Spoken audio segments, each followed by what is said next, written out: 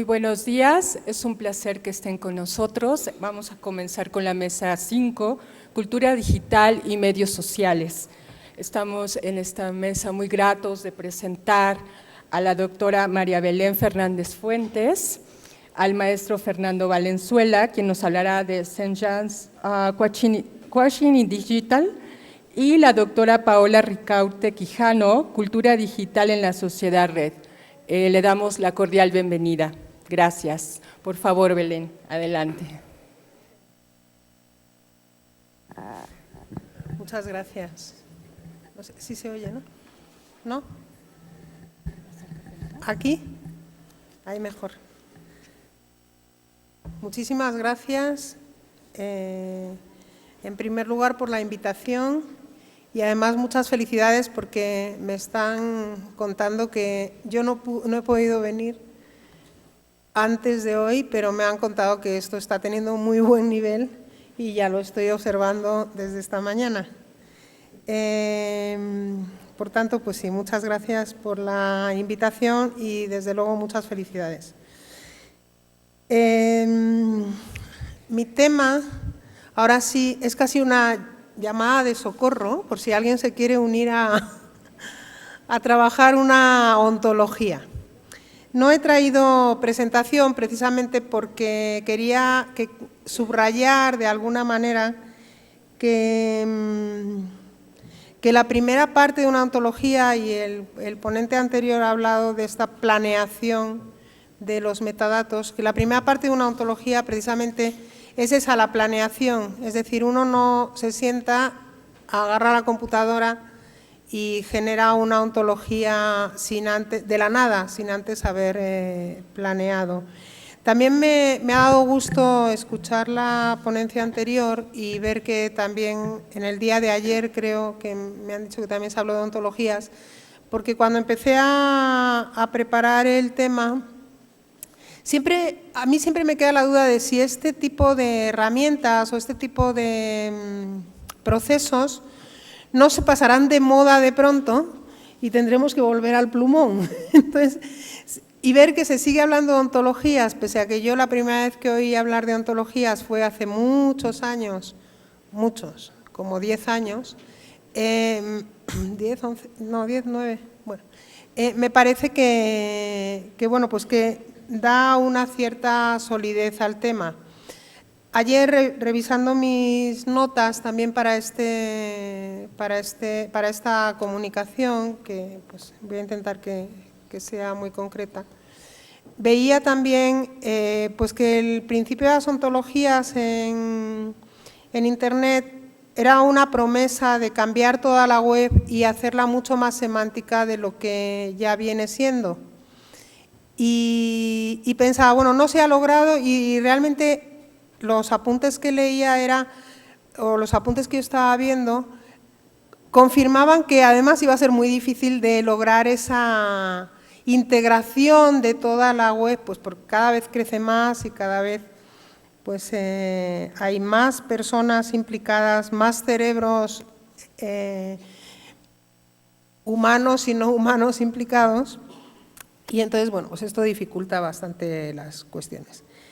En mi caso, lo que les vengo a contar es digamos, una subtarea que se está llevando a cabo en el seno del proyecto del Atlas de la Ciencia Mexicana, que se trabaja en el área de bibliometría del CIMBESTAF Zacatenco.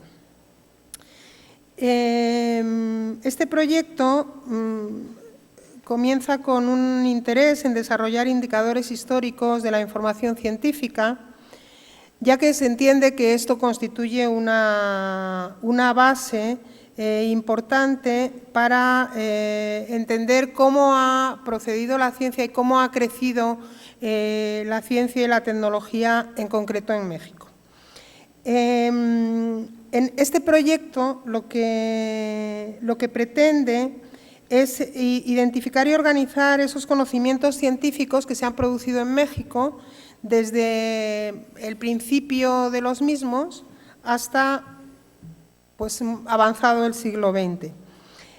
Como he dicho, el proyecto se da en el seno del área de bibliometría del CIMBESTAB Zacatenco y requiere de la puesta en marcha de un sistema de gestión de indicadores histórico-bibliométricos que arrojen luz.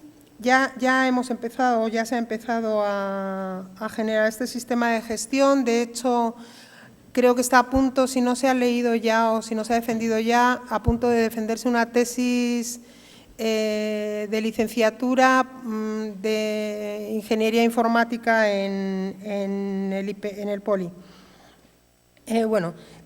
Se trataría de poner en marcha un sistema de gestión de indicadores histórico-bibliométricos que arrojen luz sobre los conocimientos generados en México. Ahora sí, en ese sistema se está trabajando entre 1900 y 1979 en las áreas científico-técnicas.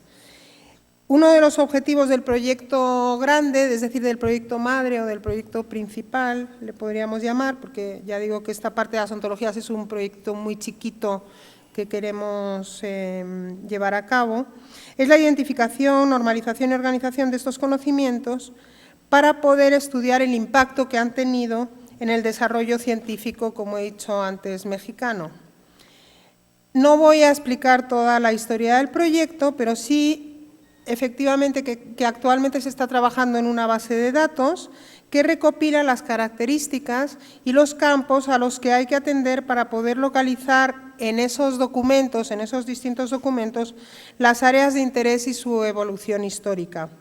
De hecho, insisto, hay varias tesis de licenciatura y alguna de maestría que comienza o que asoma, que ya han trabajado el tema desde distintos aspectos, tanto metodológicos como de resultados cuantitativos, etcétera, etcétera.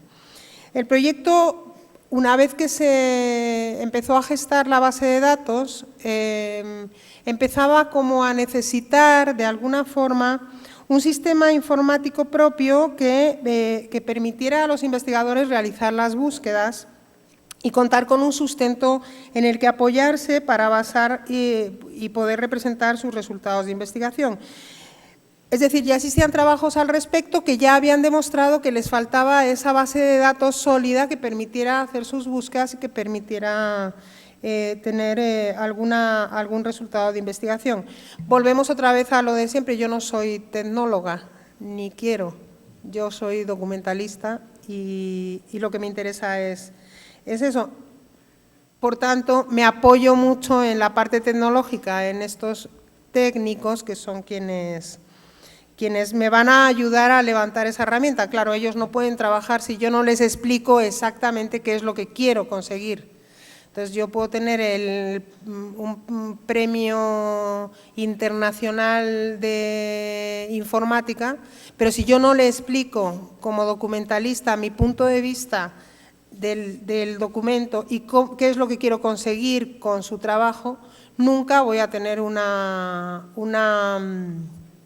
resultado adecuado a lo que necesito. Y esto, pues también es una forma de comunicarles, no solo a ustedes, sino a todas las personas del área, que no es tan necesario tener esa visión solo puramente tecnológica, sino que lo que hace falta es conocer que esa herramienta existe, está ahí, cómo funciona esa herramienta, para poder luego aportar nuestra visión documental a su uso, ¿no?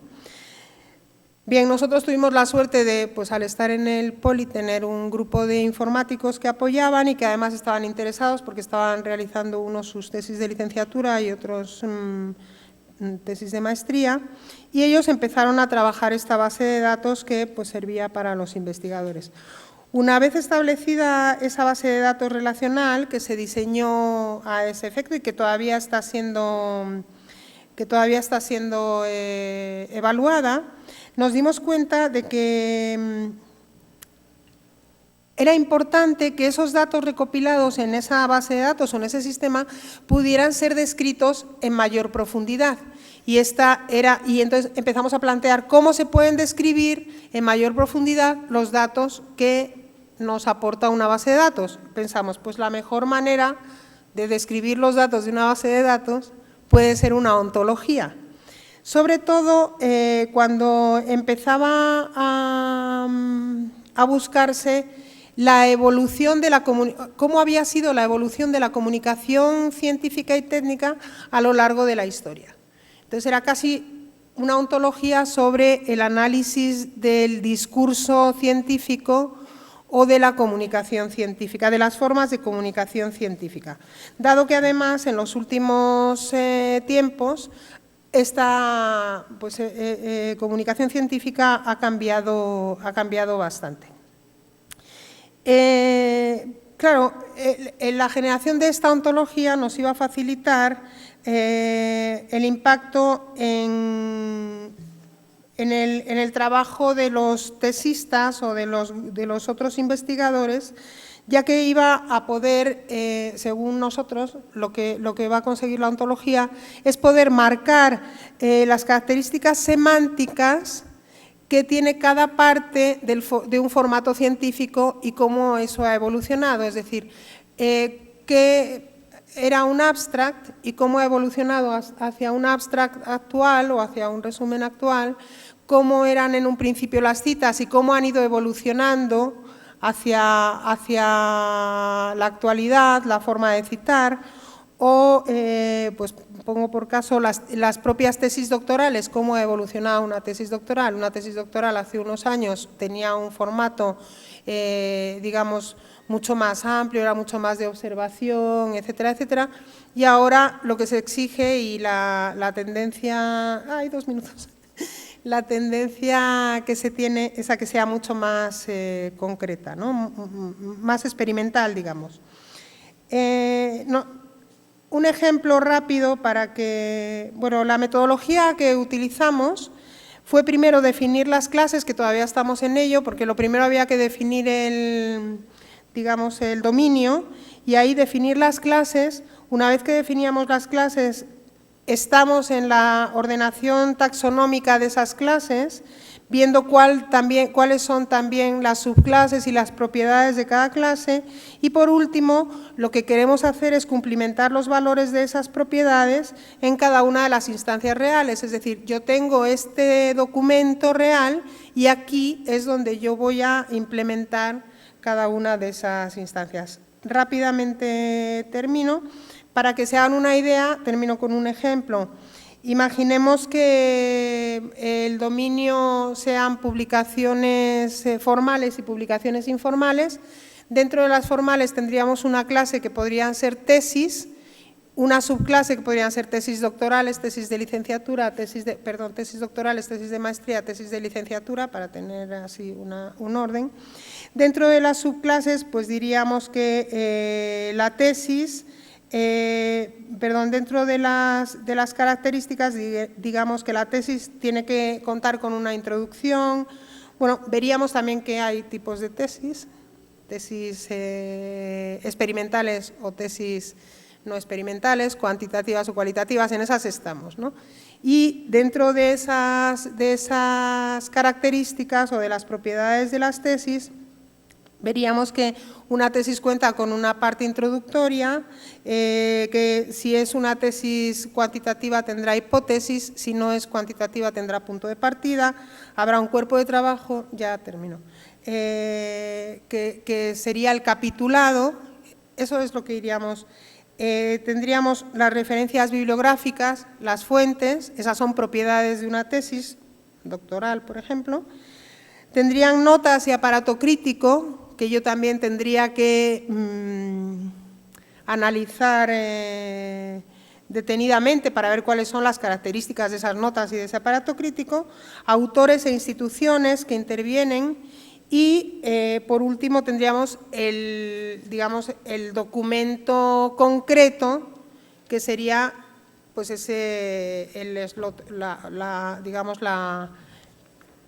lo que he dicho antes, el individuo de toda la clase. Yo podría relacionar unas clases con otras y ver cómo habían ido unas características con otras y ver cómo han ido evolucionando, porque si yo estoy diciendo que la tesis doctoral tiene que tener estos apartados, tengo que ver si en el 1890 una tesis doctoral contaba con esos apartados o no contaba con esos apartados. Incluso si había o existían esas tesis doctorales o incluso no existían, ¿no? Pongo la tesis doctoral porque es el primer ejemplo que se me viene a la cabeza para terminar. Bueno, pues por lo menos les he podido trasladar el trabajo que estamos haciendo. Les invito a que nos apoyen de cualquier manera, pues trabajando con nosotros o aportándonos ideas para poder continuar. Es una lástima que el tiempo sea tan breve, para poder continuar esta ontología que vendría a, pues eso, a reflejar de una forma técnica y gráfica cuál es la evolución de la comunicación científica en México. Muchas gracias. Muchas gracias, doctora Belén Fernández, por el tiempo y por estar con nosotros, y a ustedes. Al final de la sesión pueden acercarse con Belén y platicar un poco más al respecto. Ahora cedemos la palabra al maestro Fernando Valenzuela, quien nos hablará de coaching digital. Bueno, muy buenos días y muchas gracias por la invitación. Yo represento a la empresa Gale, que está aquí afuera para que nos conozcan. El coaching digital, realmente quiero enfocarlo como una sesión psicológica para nuestra generación. Yo recientemente, por motivos personales, he tenido que hacer un análisis de mi propia trayectoria profesional. 30 años de participar profesionalmente en diferentes momentos, en diferentes industrias. 25 años de los cuales se pueden tomar 3 grandes bloques, y siempre el factor común de mi historia es una transición. Siempre he estado en lugares que se están redefiniendo, transformando, cambiando. La industria del cómputo personal, la primera vez que nos enfrentamos todos en forma masiva a un computador que ahora podía hacer cosas en base a nuestra instrucción y no a la programación de alguien más. Recuerdo perfectamente ayudarle a empleados, inclusive de las grandes empresas tecnológicas, a utilizar el mouse, y tomaban ese aparato y se lo llevaban y se iban y el monitor quedaba allá y no sabían cómo volver porque el mouse se había ido 2 metros, ¿no? Esa fue una etapa de transición digital, y somos la generación de la transición digital. Después me tocó por otros 10 años trabajar sobre la primera generación de interactividad digital, cuando podíamos hablar con una computadora, construir bases de datos, interactuar en internet, y finalmente la convergencia entre el video, la voz y los datos para empezar a crear este mundo hiperconectado. Bueno, los últimos 5 años, por elección propia, decidí entrar en la última generación, el último sector para ser transformado, que es el sector de la educación. La educación no se ha transformado radicalmente como se han transformado casi todas los otros ámbitos del conocimiento. En estos últimos 5 años he participado en 120 proyectos de innovación educativa en más de 10 países, 45 eventos, he dado ponencias en más de 30, y les quiero compartir en forma de coaching una sesión de… Ay, yo no puse mi tiempo, ¿te diste cuenta? Eso empieza a correr ahora. Eso es la trampa que hacen los psicólogos, porque nosotros cobramos por hora, ¿saben? No. Entonces, en esta sesión psicológica les voy a tratar de ayudar a hacer una ubicación de dónde nos tenemos que plantear este momento como académicos, como bibliotecólogos, como estudiantes, como maestros, somos la generación en transición. Estamos transicionando desde lo analógico a lo digital, de lo físico a lo digital. También estamos transicionando en muchos otros aspectos al mismo tiempo. Somos la primera generación que empieza a ser consciente del cuidado del planeta, aunque Alexander von Humboldt empezó a darnos llamadas de atención.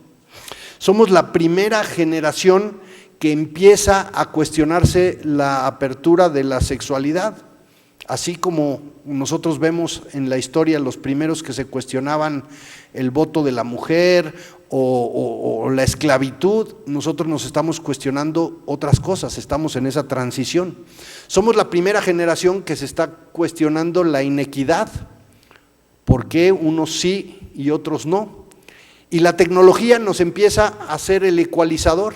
Solamente la educación y la tecnología pueden ecualizar estas cosas. Si nosotros encontramos una mujer que sea la primera en su casa, en su familia, que accede a la educación superior y logramos que termine la educación superior, esa mujer transforma 5 generaciones. Entonces, estamos en esta etapa, somos la generación de transición. Después, también estamos cambiando la educación. La educación era una sola fuente, nos daba el conocimiento, el profesor llegaba y nos enseñaba.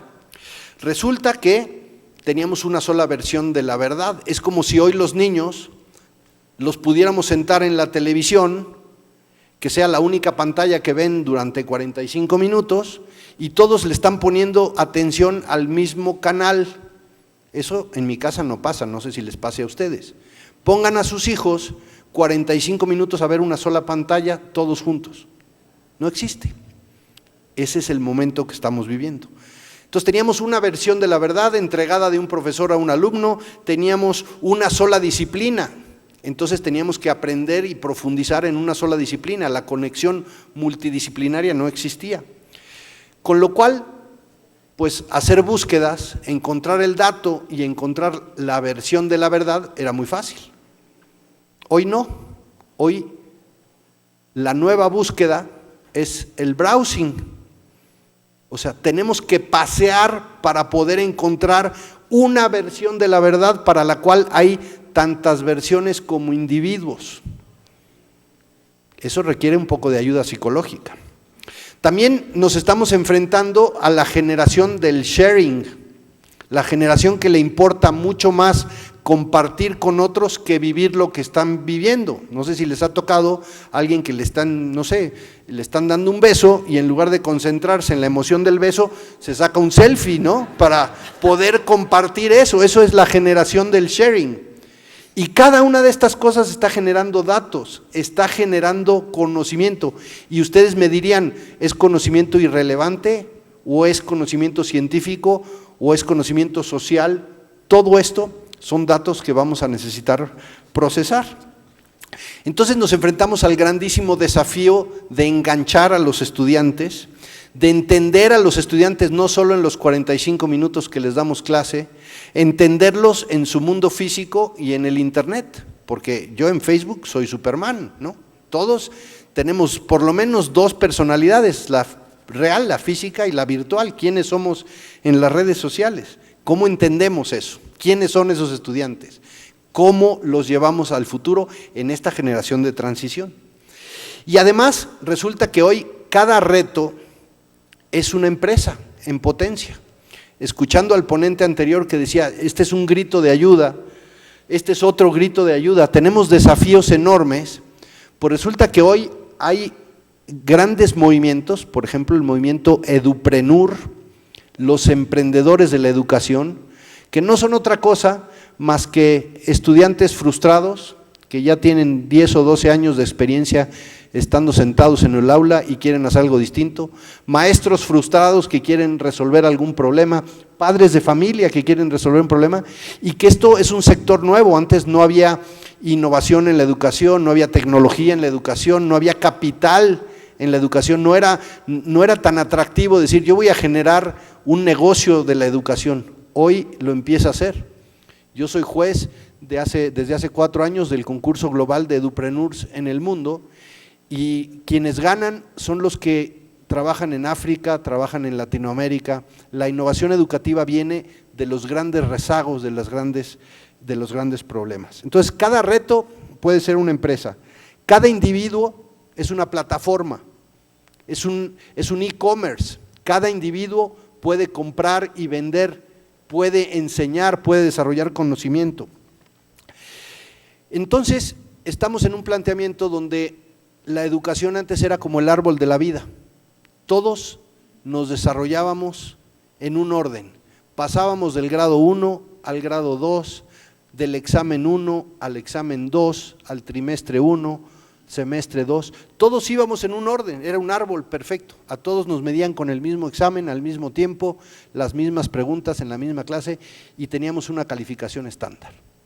Hoy la educación no puede ser el árbol de la vida, es una red, son nodos vivos que se interconectan, que se cambian, que se modifican. Entonces imagínense cómo se deben transformar ustedes, educadores, que venimos siendo formados de una versión de la verdad, una sola disciplina, todos los conceptos que les estoy planteando en el árbol de la vida y convertirnos en red, ¿no? Entonces, esto implica una transformación profunda en todos los roles. Hay que cambiar el rol del alumno, que es mucho más autónomo, mucho más browsing que searching. Es mucho más importante la ruta de aprender que el final y la evaluación del aprendizaje. ¿Qué ruta siguieron para llegar a ese conocimiento? ¿Cuál fue el proceso por el cual llegaron a su verdad? ¿Qué tan válida es su verdad? ¿De qué fuentes encontraron su verdad? ¿Cómo mezclan la educación formal con la informal? ¿Qué pasa con lo que aprenden en el aula, lo que aprenden en la biblioteca, lo que aprenden en un museo, en un viaje o en las redes sociales? Todo eso es parte del conocimiento. Todo es información, ya lo vimos ahora, un cuadro nos puede dar muchísimas capas de conocimiento, pero estamos entrando en esta generación de transición, estamos entrando en la era de el Internet de las cosas, el Internet de las personas, el Internet de las voces, el Internet de las ideas. Entonces, un vaso de agua genera información, una conversación genera información. ¿Cómo hacemos el hashtag para encontrar el conocimiento relevante en ese mundo? El concepto de metadata se tiene que transformar en forma acelerada porque hoy todo esto es conocimiento válido. Y el futuro del trabajo. Hoy hay niños de 14 años que ganan miles de dólares por presentarse en público y lo único que han hecho es un canal de YouTube entretenido y lo siguen 4 millones de personas en Instagram, en YouTube, en Snapchat y esos están generando su propia plataforma. Ese es el futuro del trabajo. Imaginen el futuro de los riesgos del trabajo. Todos, cada uno de nosotros en nuestra vida vamos a tener 15 minutos de fama y de fama mundial. Anteriormente los famosos eran los artistas, eran los científicos, eran los futbolistas, esos alcanzaban miles y millones de seguidores. Hoy cualquiera de nosotros puede tener millones de seguidores y alcanzar 15 minutos de fama. Puede ser porque le metimos el pie a un refugiado que estaba huyendo, o puede ser porque hicimos algo que se hizo viral. Vamos a empezar en los próximos 8 o 10 años a tener conversaciones con robots, inteligencia artificial. ¿Qué tipo de conocimiento se está generando de esa interacción entre un ser humano y una computadora? Con lo cual cierro esta reflexión de coaching que básicamente esta filosofía la tratamos de reflejar en nuestra misión como educadores, en nuestros productos, en la forma en la que hacemos soluciones digitales para llevarlas a la educación, en la forma en la que integramos contenido educativo con contenido de entretenimiento. Nosotros digitalizamos, por ejemplo, la base de datos del Economist, la base de datos de National Geographic, la base de datos de Chatham House, las bases de datos que esencialmente no eran de educación o eran de la educación informal y las estamos trayendo a la educación formal. El rol de los educadores se parece mucho al rol de los curadores. Si ustedes quieren ver el profesor del siglo XXI, váyanse a los museos, váyanse a las galerías, conversen con los curadores. Los curadores no son los dueños de la obra de arte, no son los dueños del concepto. Los curadores planean una ruta y dejan al visitante aprender, engancharse, emocionarse, cuestionarse y llegar a su propio aprendizaje para después compartirlo y repartirlo. En la educación no hemos sido capaces de que nuestros estudiantes se tomen un selfie de lo que están aprendiendo, lo compartan y tengan una ruta emocionante de aprender. Ese es uno de los desafíos de esta generación en transición. La generación que viene detrás de nosotros, lo que nos va a cuestionar es ¿por qué? ¿Por qué ustedes no vieron que el conocimiento era democrático, que la tecnología nos tenía que dar acceso y calidad a todos por igual y que la única salida para una mejor generación, para un mejor planeta, para una mejor política, para una mejor cultura y una mejor ciencia es la educación? Gracias.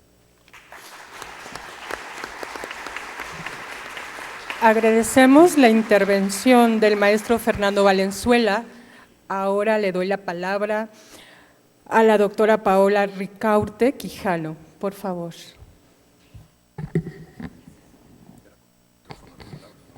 Sí, no hay palabras sin micrófono. Buenas tardes, agradezco también la invitación a este foro. Me parece que es muy necesario discutir acerca de estos temas desde perspectivas amplias, no solamente desde las disciplinares, y por eso escogí hablar de la cultura digital en términos amplios, un poco para poner en la mesa la necesidad de una discusión crítica acerca de lo que estamos entendiendo por cultura digital en el marco de la sociedad red. Entonces, sí.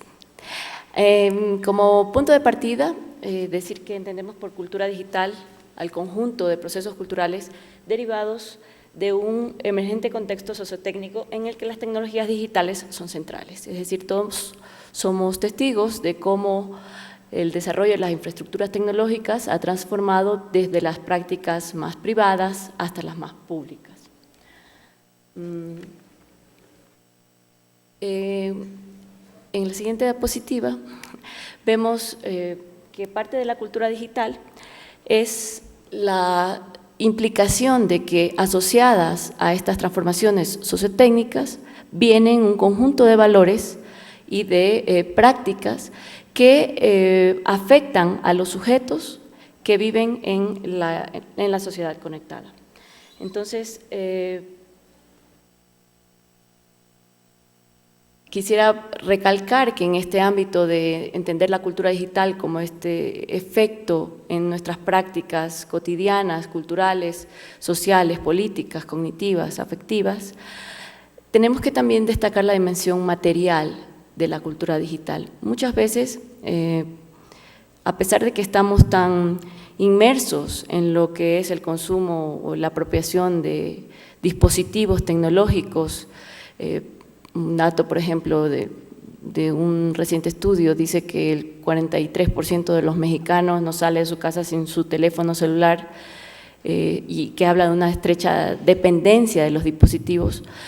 Si bien es cierto que tenemos esta dependencia cotidiana de los dispositivos, pocas veces reflexionamos sobre la materialidad y sobre el aspecto que tiene que ver con el lugar que ocupa esa materialidad tecnológica en el mundo social y a la vez también en la construcción de sentido. Entonces, asociadas a estas, digamos, materialidades tecnológicas están los procesos de producción de sentido, es decir, nosotros como sujetos, como colectivos, como comunidades, también estamos generando, digamos, en esos procesos de interacción, de consumo, de producción de tecnologías digitales, estamos generando transformaciones en las prácticas del conjunto macro y, por supuesto, de las propias infraestructuras tecnológicas también. Desde la visión de Deus, la cultura digital se caracteriza por tres principios, que son el de la participación, el de la remediación, el del bricolage, Y con estos tres aspectos, estas tres características de la cultura digital, lo que está tratando de destacar es que en esta nueva, digamos, en este nuevo contexto que estamos viviendo actualmente, se enfatiza el aspecto de la producción de conocimiento o la producción participativa del conocimiento, el aspecto de la reconfiguración de los espacios mediáticos, los medios que se convierten en otros medios o que se transforman por otros medios, y el bricolage como una característica de la cultura contemporánea que tiene que ver con la remezcla, el remix, el rehacer, el crear objetos nuevos, culturales, a partir de la articulación de distintos elementos. Otra perspectiva acerca de la cultura contemporánea es la que presenta Jenkins. Jenkins retoma también la cuestión de la cultura de la participación, esto que está muy vigente, digamos, en el imaginario colectivo acerca de que ahora todos podemos ser productores de información o de conocimiento, que en un momento lo voy a cuestionar. El aspecto de la convergencia mediática, que si bien antes, digamos, hace 10 años necesitábamos distintos dispositivos para grabar un video, para tomar una foto, para hablar por teléfono. Hoy tenemos un dispositivo convergente, que es el celular, que resuelve todos estos problemas, ¿no? Y cada vez más vamos hacia una mayor convergencia tecnológica, donde pues nuestros refrigeradores nos van a decir, y necesitas ir al súper porque se te acabaron las lechugas, ¿no? Y otra dimensión que es importante, que es la generación de inteligencia colectiva, es decir, cómo a partir de esos pequeños actos de producción de información y de conocimiento, podemos todos abonar a una generación de conocimiento global, y el ejemplo pues paradigmático es Wikipedia.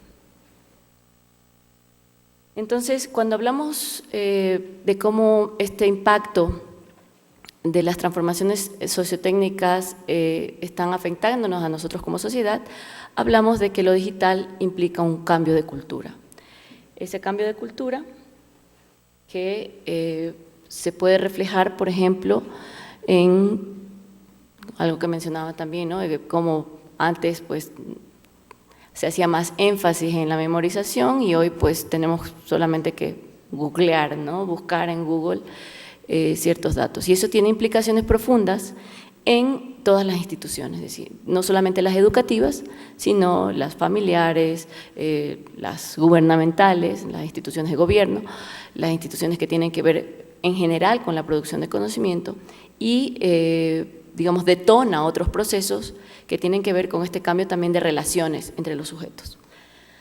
Otro cambio en los sujetos narcisistas, como bien mencionaba Fernando, ¿no? Esta cultura de la selfie, una cultura de la hipervisibilidad del sujeto, que, bueno, puede ser cuestionable. Han hecho estudios muy interesantes sobre las dimensiones culturales de las selfies. No todo el mundo se toma las selfies igual en todas partes, ¿no? Hay un estudio interesantísimo de Morozov que habla de la selfie city y de las variaciones que existen entre las distintas ciudades, Nueva York, Moscú, Sydney, de cómo la gente se toma las selfies, ¿no? Entonces, eso es otra de las implicaciones.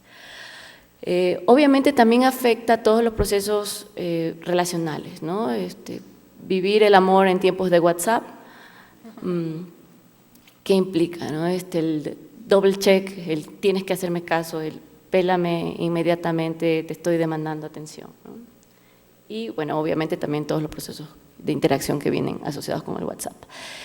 La generación o la nueva constitución del sujeto dato, abandonar lo corpóreo o lo corpóreo en tanto dato también, y pensar en esta nueva industria, esta nueva economía de los datos, de la que también hablaba Fernando, y que, por supuesto, digamos, responde a una lógica del capital, ¿no? Es decir, puesto que vivimos en la sociedad de la información y del conocimiento, entonces el nuevo capital es la información, pero en este caso en particular nosotros. Y nosotros, todos los datos que estamos produciendo constantemente a través pues, de nuestra participación en los medios o en los espacios digitales y no digitales.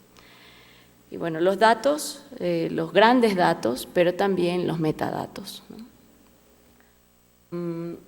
lo que yo quería poner aquí en discusión, y aquí es donde me quería detener, es que cuando hablamos de cultura digital, debemos entender la cultura digital inmersa en este sistema económico en el cual la información es el capital y los sujetos son los datos. Y en ese sentido, el papel que juega el desarrollo de las infraestructuras tecnológicas, el papel de las infraestructuras de producción de conocimiento y el papel de las infraestructuras mediáticas. Y cómo estos tres niveles, estas tres dimensiones se encuentran articuladas y deben ser vistas desde esa forma. Usualmente lo que hacemos es desvincular estos procesos, sin embargo, están estrechamente ligados. Cuando hablamos de infraestructuras tecnológicas, hablamos desde lo más básico, desde el nivel más profundo, que son los cables, la materialidad a través de la cual nos conectamos, pero también hablamos del hardware y del software. El tema de, por ejemplo, que nosotros como mexicanos no produzcamos hardware, sí se produce software, no tanto como en otros países, por ejemplo, de América Latina. Uruguay tiene el primer lugar en producción de software de América Latina, de software libre en América Latina. Y nosotros estamos un poco rezagados en términos de la producción, tanto de hardware y de software. 5 minutos, perfecto. El tema de las infraestructuras del conocimiento, que es lo que más nos preocupa como académicos o como personas dedicadas a este ámbito, que implica las transformaciones, que debería implicar las transformaciones institucionales de la misma universidad, de las carreras, de los currículums, las transformaciones disciplinarias, y pensar qué papel juega, digamos, en este sentido, nuestra actividad como productores de conocimiento o nuestro oficio de productores de conocimiento en este sistema global de la información y del capital. Existe, por supuesto, un desfase entre las transformaciones que se deben dar en términos institucionales y con lo que está ocurriendo digamos, en nuestras prácticas cotidianas, y eso tiene implicaciones, como también lo mencionaba Fernando, en cómo estamos abordando nuestra producción académica, nuestras actividades de aprendizaje y la divulgación científica. El otro nivel, que es el de las infraestructuras mediáticas, que tiene que ver con esto que hablábamos de la convergencia y el nuevo espacio de los flujos que menciona Castells, a través de las redes sociodigitales, y que por supuesto se vincula también a estas nuevas formas de producción de conocimiento, que hay que pensar que no es, digamos que hay una necesidad importante de romper con estos mitos en términos, digamos, efectivos o reales de cómo estamos abordando la producción de conocimiento. Existe un desfase en la producción de conocimiento en los países, digamos, industrializados y los países emergentes. Nosotros no estamos generando, por ejemplo, por volver a tomar el caso de Wikipedia, la Wikipedia en inglés tiene 5 millones de artículos, la Wikipedia en español tiene 1.5, y eso no habla solamente de que nosotros no estamos prestando atención digamos, a estos espacios de producción de conocimiento, sino también de las diferencias geopolíticas que existen en esta producción y nuestro papel, digamos, cómo estamos abonando a esos sistemas, a las empresas editoriales académicas,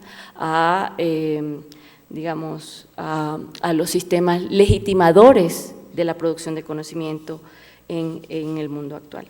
Entonces, ya solamente para cerrar, ya no voy a seguir mencionando el resto.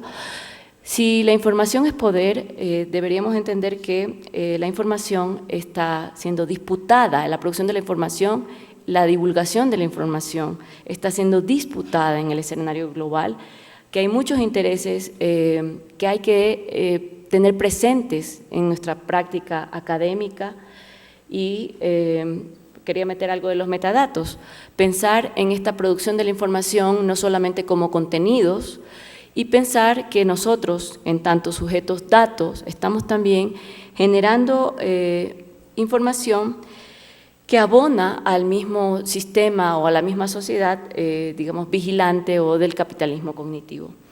En el caso de México, por ejemplo, el hecho de que no se protegen los metadatos de las personas es un caso que habría también que considerar.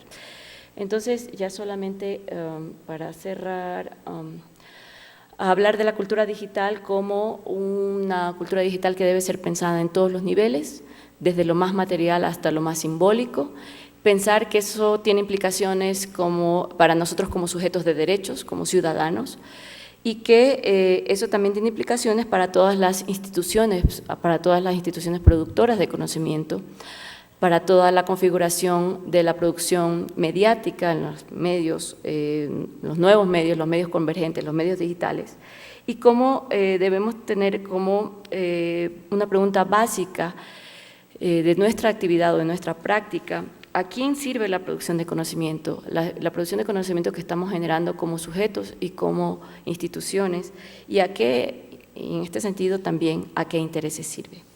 Muchas gracias.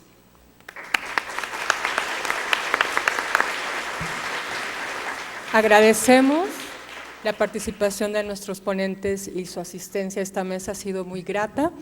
Y pues les invitamos a ustedes, si tienen algunas preguntas y dudas, cómo ha sido la dinámica de este congreso, en acercarse a nuestros ponentes ahora en nuestro receso. Muchas gracias y les invitamos en la siguiente mesa. Muy amables. En el texto.